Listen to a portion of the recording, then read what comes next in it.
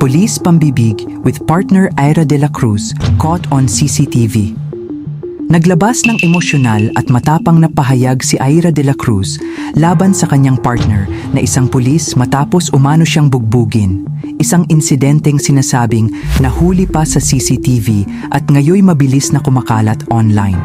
Ayon kay Ira, matagal na niyang piniling manahimik at tiisin ang sitwasyon sa kanilang relasyon.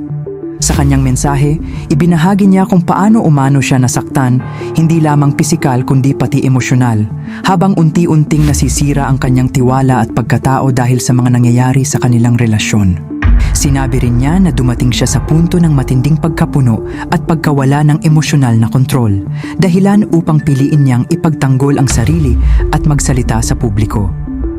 Para kay Ira, hindi na raw tama ang pananahimik lalo na kung may pananakit at takot nang nangyayari.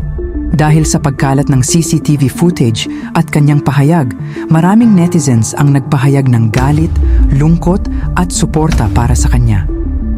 Marami rin ang nananawagan ng agarang investigasyon at hustisya, lalo na dahil sangkot umano ang isang miyembro ng kapulisan na inaasahang tagapagpatupad ng batas at proteksyon ng mamamayan.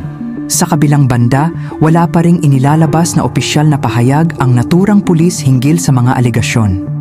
Patuloy namang hinihintay ng publiko ang resulta ng investigasyon at ang buong katotohanan sa likod ng viral na insidente.